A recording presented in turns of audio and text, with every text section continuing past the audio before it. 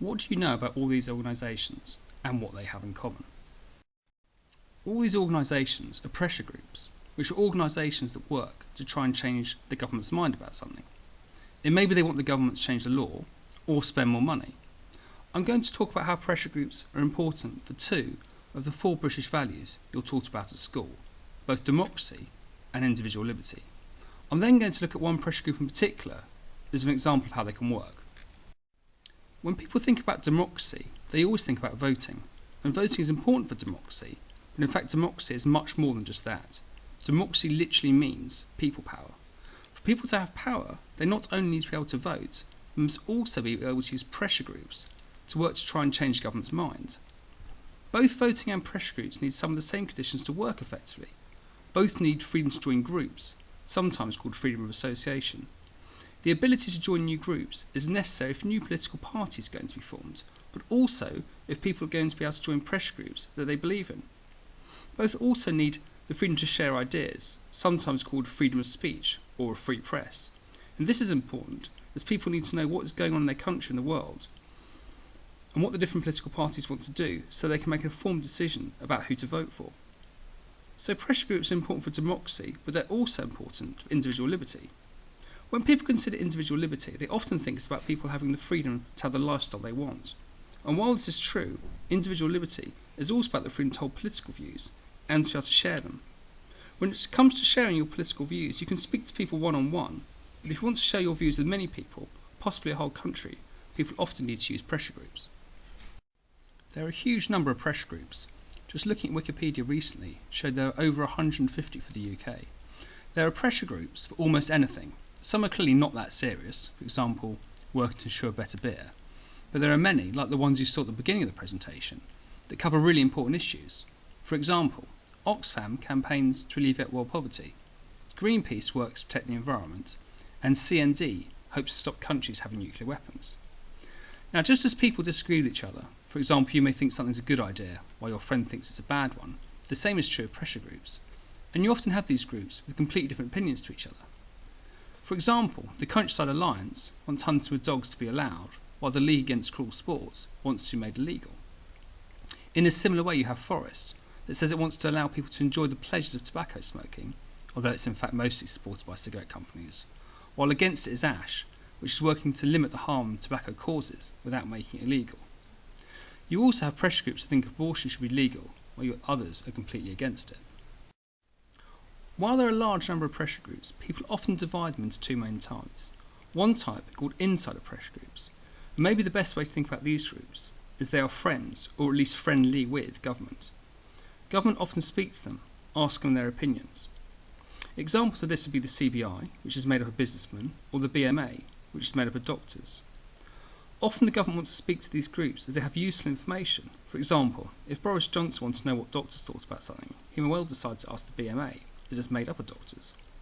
Also, these pressure groups decide to speak to the government as they think it's the best way of getting what they want. The other type of pressure groups are called outsider pressure groups, and these are in many ways the opposite of insider pressure groups. They are often not friendly with government. Instead of talking to them in private, they are more likely to try and use public opinion to pressure government to change, for example, by holding mass protests. And examples of these groups would be Black Lives Matter movement and Amnesty International. Now, before moving on, it's worth pointing out that some pressure groups are a mix of insider and outsider. For example, the National Education Union, that represents teachers, could look like an insider group by speaking to government, but also like an outsider group in that it may hold protests. For now, we're going to focus on outsider pressure groups. We're going to look at one group in particular as an example of how they can work. The pressure group we're going to look at is Extinction Rebellion. I'm choosing it as it's quite a new organisation that's had a big impact and it's organised in an interesting way. You may well have heard about Extinction Rebellion. You may have seen the huge demonstrations they hold, including one time where they got a large pink boat into the centre of London. You may have also seen a number of their members deliberately get arrested, which may seem odd but will hopefully make more sense by the end of this talk. I'm going to cover what they want, how they organise, and what they do. I'm going to start off with what they want. To understand what Extinction Rebellion wants, you first need to know about the climate crisis. Because of the way sun power is produced, but also the way we move around, and even heat our homes, but also lots of other things we do. Greenhouse gases, particularly carbon dioxide, is put into the air, which heats the planet up. That does not sound that bad until you realise that it leads to much more extreme weather, like deadly heat waves and flooding, droughts that lead to crop failures, and wildfires. You may have seen some of these wildfires in California and Australia, and they're really very frightening. In fact, Sir David Attenborough said that unless we do our best to stop climate change, it could lead to nature being permanently damaged and our societies collapsing. Also, people often think that the damage we are causing to the environment is something that will harm other people in the future. Now, it's true that if we don't tackle climate change, then people in the future will really suffer, particularly in poorer countries. However, the damage we are causing to the environment is causing harm to people in this country now. Now, you may have heard of this young girl called Ella Deborah. She looks healthy and happy, but unfortunately she was not healthy and in fact ended up dying before the age of 10. When people looked into her death, one of the causes was that she lived next to a very busy and polluted road. So now you know about the climate crisis. What is it exactly the Extinction Rebellion wants? They have 3 demands. The first demand is what they call tell the truth. They want the government to say that there's a climate emergency. They don't think that most people are aware of just how dangerous climate change is and how it threatens both them and their children. They believe that if the government explains to them just how serious it was, and that is in fact an emergency, that people would support them in taking the action that is needed. The second demand they want is for the UK to go net zero by 2025. And this means that whatever greenhouse gases are let into the air in the UK are then taken out by things like planting trees. They argue that the government's target of 2050 for doing this is dangerously late, a view that's been supported by a number of scientists. In fact, one of the key messages of the organisation is that the world is running out of time. And in fact, a simplified hourglass is the logo of the organisation. The final demand of Extinction Rebellion is for something called a citizens' assembly. The idea of a citizens' assembly is a really interesting and quite a new one. It's the idea that a group of people chosen to represent the country, and the group of people will be from those of different ages, races, sexualities, and from all different regions. They will meet up to hear information from experts on an issue and then make a decision. Now, Extinction Rebellion argue that the climate crisis is so serious it can't be left to politicians to say how to solve it, else they will not have the courage to do what's necessary, and they'll just argue with each other. Now, the idea that just normal people could make such an important decision may seem ridiculous. However, we've already trusted members of the public to make really important decisions in the past. If someone is accused of murder, it's not a judge or a politician who decides if they're guilty. Instead, it's 12 members of the public, called a jury. Also, support for the idea of a citizens' assembly has grown following their success in other countries, particularly Ireland. In Ireland, there was a big divide between those groups who wanted abortion to be legal and those that did not. It was an issue that politicians felt they could not really make a good decision on, as they'd always upset one side. However, a citizens' assembly was made, and after hearing from experts, reached a decision that most people in the country are happy with. So just normal people managed to do something that politicians weren't able to do. It's worth saying that in the UK we do have a sort of citizens' assembly. However, this group can recommend something, but the government can simply ignore it. What Extinction Rebellion wants is an assembly whose decisions are locked in, and then once they make a decision, the government has to act on it. So you know what Extinction Rebellion wants. Now we're going to look at how they organise. Before we look at how Extinction Rebellion organise themselves, it's worth looking at how most organisations work.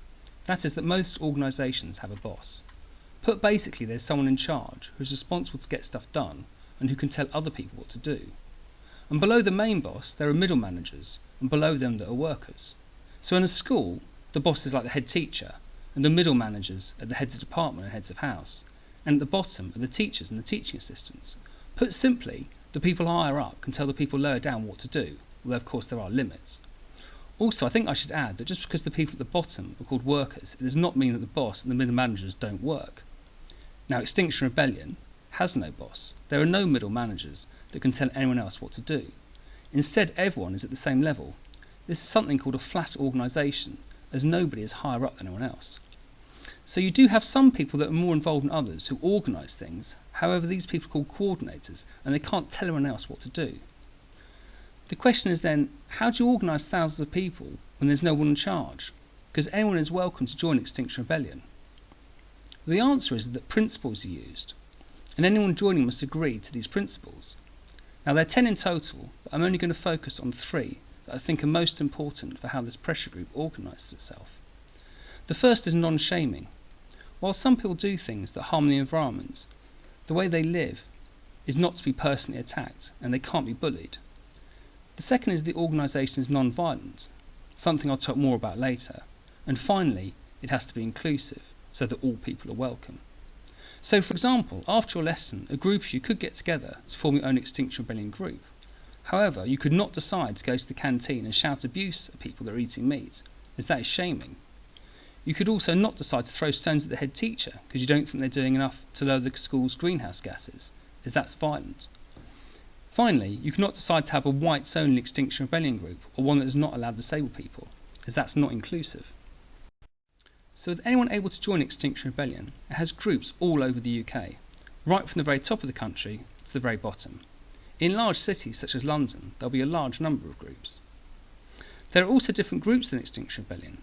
There's a disabled group, there's a queer group, a farmers group, a youth group, a group for people with children, and even a beekeeping group. What sort of people join Extinction Rebellion? The answer is anyone. You'll get some well-known actors like Mark Ruffalo or Emma Thompson. You also get many scientists who understand more than most about the real dangers of climate change. You get doctors who are worried about the impacts of extreme weather, particularly heat waves, on people's health. You also have teachers who are often particularly concerned about the young people that they teach and frequently want pupils to be better educated about the climate crisis. So you know what Extinction Rebellion wants, their 3 demands. You know how they organise, with principles rather than a boss. But what do they do? People in Extinction Rebellion may do things like write letters or send emails to politicians that make the laws in this country asking for a citizens' assembly that we talked about earlier. In fact, people in Extinction Rebellion do all sorts of things. Just as people are free to decide to join, they are also free to decide what to do, as long as they stick to the principles. When looking at all the different things that this pressure group does, it may help to think that they range from those that are completely legal, like writing letters, to those that clearly break the law. For example, Extinction Rebellion had a campaign targeting Barclays Bank, in which people put stickers on their cash points, drawing attention to the fact that the bank invested $24 billion in just 1 year on things that will put more greenhouse gases into the air. They also publicised the fact that many people that use the bank, over 80%, don't think it's very good. Now, putting these type of stickers on cash points is illegal, but it's probably illegal in the same way that driving on the motorway at 75 miles an hour is. That is to say, it's illegal, but you're very likely to get away with it. However, some of the other things that people in Extinction Rebellion do are illegal in the way that driving at 100 miles an hour down the motorway is, and you can expect to get in trouble with the law. These sorts of things are blocking roads. Also, people deliberately do things to get arrested, and will be literally carried off by the police. Now, this may seem like a really odd thing to do. Why, after all, would anyone want to get arrested and get a criminal record? To make sense of this, you need to know a bit about how Extinction Rebellion was set up. 2 of the people that set up Extinction Rebellion are Roger Hallam and Gail Bradbrook. Both of them were really worried about the climate crisis and thought hard about how to best get the government to change its mind. In doing this, they looked at the past leaders who had achieved massive change, in particular Gandhi and Martin Luther King. In doing this, they came across what is called non-violent direct action. Now, there's a quote from it from Martin Luther King here, but I won't read it to you. What it basically says is, don't bother asking nicely as you'll just be ignored. Instead, be difficult. Create a crisis so that people running the government are forced to listen to you and take you seriously. So he argued that people have to do things like sit-ins, where the police would literally carry them away, or other actions that would create a crisis like blocking streets, or going on strike, which is refusing to work, or sabotaging things, which is damaging property. However, while people can be violent against things, they would never harm people. Now you can see the founders of Extinction Rebellion doing these things themselves. Here you can see Gail Bradbrook being arrested by the police, and here is Roger Hallam doing the same. Now when you look at him, it appears that there's something wrong with him. In fact, he's doing something called going floppy, where people deliberately go all limp, and the police have to literally carry them away. And this is done as it makes it even more difficult for the government, as it demands more police to deal with. So you know what Extinction Rebellion wants, their 3 demands, how they organise, through principles, not bosses, and what they do from legal to illegal acts. The next question is, does it work? Soon after the organisation was established, they managed to get a large pink boat into the centre of London, and this is generally seen as being a real success in getting lots of people thinking about the climate crisis. Other actions from the pressure group have not been seen by everyone, even people within it, as successful. So, for example, a group of protesters blocked a road leading from a newspaper factory. They argued that the newspaper it was printing were not telling people the truth about the climate crisis, and this was a way of drawing attention to the issue. Some people thought it worked well, while others thought it was wrong to stop people reading what they wanted, even for a day or so. The action that is probably viewed as the least successful, particularly by people within the organisation, was when a small group of protesters got on top of a tube train and prevented it leaving the station, so making the people on it and the platform late for work. It is often thought that by doing this they simply annoyed people and made them dislike the organisation. So as you may expect, there are some things that Extinction Rebellion has done that are seen as being very effective, some that have gone badly, and quite a few in between. When thinking about this, it's worth pointing out that one of the organisation's principles is about valuing learning, so that people do an action, reflect on how it went, and then act differently in the future if they think it's needed. It should also be remembered that even if we don't agree with people, they still have a lawful right to protest, and unfortunately this has not always happened. For example, in London, during the protests in October 2019, the police banned the protest, and in doing so, they actually acted unlawfully. So you know what Extinction Rebellion wants, their 3 demands, how they organise themselves, without a boss but with principles. And you know what they do, actions that are legal to those that break the law. Now you might be asking yourself what they're going to be focusing on in the future. In November 2020, there was supposed to be a meeting in Glasgow of all the world leaders where countries were supposed to agree cuts to greenhouse gases they put into the air in order to avoid the worst impacts of climate change. Unfortunately, because of COVID, that meeting was cancelled and was pushed back to 2021. In the run-up to that meeting, Extinction Rebellion will be doing all it can to get leaders of this country and those across the world to change their minds about how serious the climate crisis is. They will work to try and encourage countries' leaders to agree to massive cuts in their greenhouse gases, and in particular to move from older, dirty ways of producing power to new, cleaner technologies. The agreements that are reached in Glasgow and their willingness of countries to keep these promises will determine how much the world is heated up and the sort of world you and your children can expect to live in. Thank you for listening.